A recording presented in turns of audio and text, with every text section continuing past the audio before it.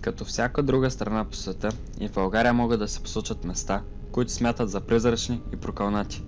Тези места са забулени в мистерия, а жителите им разказват страховити истории за тях.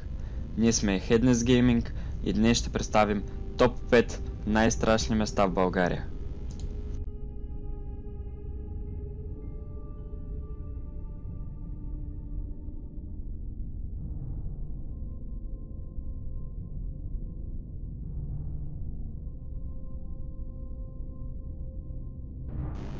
Номер 5.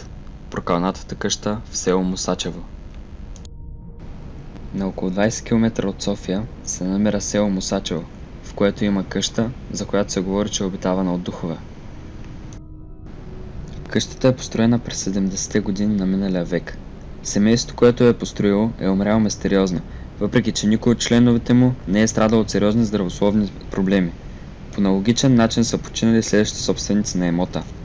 Местните разказват за млада жена, която не е можела да забременее, докато е живяла в къщата, скоро след като е напуснала заченала. Към днешна дата имотът в Мусачево се продава за 1 лев, но никой не се осмелява да го купи. Номер 4. Бродещите сенки в село Шишенци. Шишенци е малко село до град Видин. Към днешна дата населението на селото е около 100 души. Местните разказват, че всяка вечер в селото се чуват странни гласове на мъже, жени и малки деца. Според една легенда, преди много години сватбари, които минали през селото, били избити от татарите и на място на смъртта им останали да бродят техните гласове. В местността около гробища на селото се намира така наречените Бончова чешма.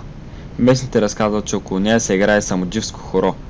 Повечето от жителите на Шишенци са виждали, че тревата около чешмата е оттъпкана в кръг, а по земята има жълта субстанция, напомняща повръщано. Номер 3. Прокълнатият имот в село Цонево. Село Цонево се намира на около 40 км от град Варна. Историята разказва, че при основаването на селото, жителите му така и не успели да построят църква върху имота, който им предоставили. През 1967 г. този имот е преотстъпен на младо семейство. Една сутрин на прелеза при село Султанци, семейството било премазано от преминаващ влак. Следващото семейство, което е останал собственик на имота, също починало по мистериозен начин, докато женали се е извила и лятна буря, след която никой не ги видял живи. Третия собственик на имота бил учител, който смятал, че може да победи черната прокоба, тегнеща над имота. Той заклал черна кокошка и с кръвта й поръсил цялата земя. Няколко години по-късно учителят починал. Местните вярват, че духовете на починалите все още бродят из селото. Номер 2. Дупката в село Царичина. Сигурно повечето от вас знаят, а може би си спомнят случая Царичина. През 1990 г. по все още спорни причини в село Царичина започват тайни разкопки, организирани и ръководени от генералния щаб на българската армия.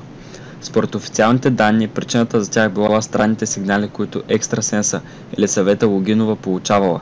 Тя твърдяла, че извънземни сили диктували послания, в които се казвало, че в селото е закопано първото човешко същество, живяло някога на земята. Не след дълго разкопките били прекратени, а дупката в Царичина капсулирана завинаги. Какво всъщност са открили в нея или не, може би никога няма да разберем, защото и днес достъпът до място е ограничен. Номер 1. Село Сив Кладенец. Село Сив Кладенец е едно село, в което животът се е отишъл отдавна. Любопитно е, че през 1913 г. в това село се е провело едно от най-зловещите кланета в българската история. През 1913 г. турска войска събира цялото мъжко население в местното училище и го запалва. След това зловещо зверство оцелели няма, и някой започва да нарича селото Източно-Родопският батак. Селото се обитава от един единствен човек, който въпреки разхвърлените бетонни руини не желая да се тръгне. Порутените сгради пораждат усещането за неизживян живот. Най-силно впечатление правят 2 сгради – местният магазин и църквата. Това беше днешната класация за топ 5 най-страшни места в България. Ако ви е харесал клипът, абонирайте се и ще се видим следващия път.